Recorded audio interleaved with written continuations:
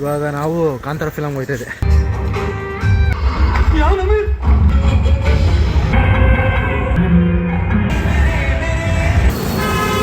ಏನ್ ಮಗ ಬೇಗ ಬಾ ಅಂದ್ರೆ ಇಷ್ಟ ಬತ್ತಿಯಲ್ಲಿ ಸಖತ್ ಆಕ್ಟಿಂಗ್ ಮಾಡ್ತಿದ್ದೆ ಕಾರಣ.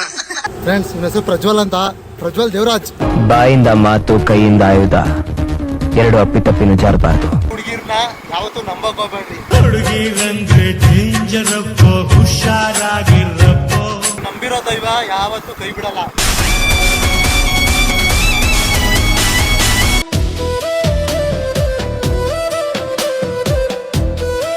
ಫ್ರೆಂಡ್ಸ್, ಎಲ್ರಿಗೂ ಮತ್ತೊಂದು ಬ್ಲಾಗ್ಗೆ ಸ್ವಾಗತ.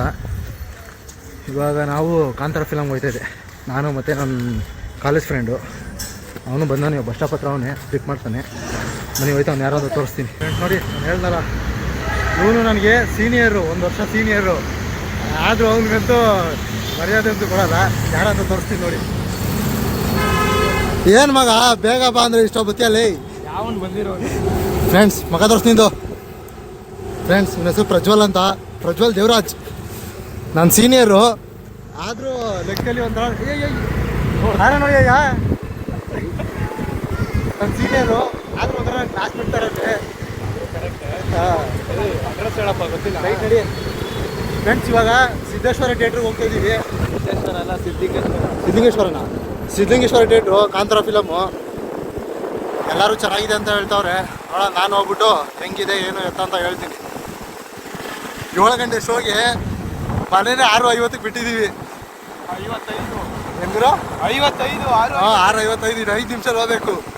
ಸರಿ ಫ್ರೆಂಡ್ಸ್, ಥಿಯೇಟರ್ ಹತ್ರ ಹೋಗ್ಬಿಟ್ಟು ಎಂಟ್ರಿ ಆಗೋದು, ನಮ್ಮ ಸೀಟ್ ಯಾವುದು ಎಲ್ಲ ಹೇಳ್ತೀನಿ. ಬಾಯ್. ಫ್ರೆಂಡ್ಸ್, ಥಿಯೇಟರ್ ಹತ್ರ ಬಂದ್ವಿ. ಇವಾಗ ಎಂಟ್ರಿ ಅದು 10 ನಿಮಿಷ ಲೇಟಾಗಿ ಬಂದಿದ್ದೀವಿ.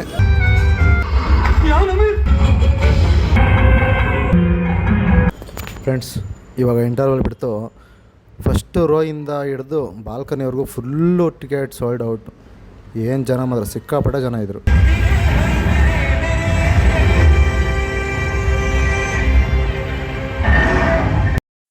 ನೋಡಿ, ಇದು 10 ಗಂಟೆ ಶೋ. ಇದು ಜನ ತುಂಬ್ಕೊಂಡವ್ರಾಗಲೇ.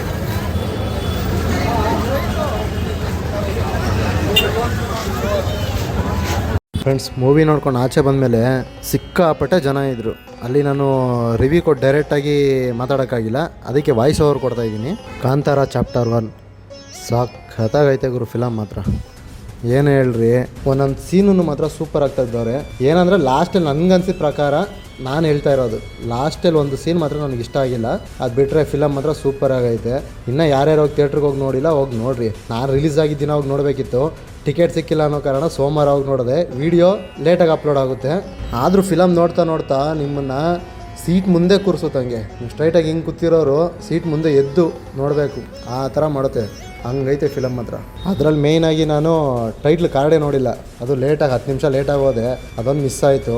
ಅದು ಬಿಟ್ಟರೆ ಇನ್ನು ಫಿಲಮ್ ಮಾತ್ರ ಸೂಪರ್ ಆಗೈತೆ.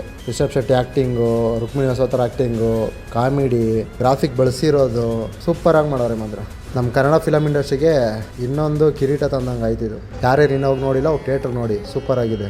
ಮಿಸ್ ಮಾಡ್ಕೊಂಬಿಡ್ರಿ. ಇಂಥ ಫಿಲಮ್ಗಳನ್ನ ಥಿಯೇಟ್ರಲ್ಲಿ ನೋಡಿದ್ರೇ ಮಜಾ. ಇನ್ನೊಂದೇನು ಜನ ಏನು ತಪ್ಪು ಇಟ್ಕೊಂಡು ಬರ್ತಾವ್ರೆ ಅಂದರೆ, ಕಾಂತಾರಾಗೂ ಕಾಂತಾರ ಚಾಪ್ಟರ್ 1ಗೂ ಎಕ್ಸ್ಪೆಕ್ಟೇಷನ್ ಇಟ್ಕೊಂಡ್ಬರ್ತಾವ್ರೆ, ಅದ್ರ ಥರನೇ ಇರುತ್ತೆ ಅಂತ. ಆದರೆ ಹಂಗೆ ಇಟ್ಕೊಂಡು ಬರೋಕ್ಕೆ ಹೋಗಬೇಡಿ.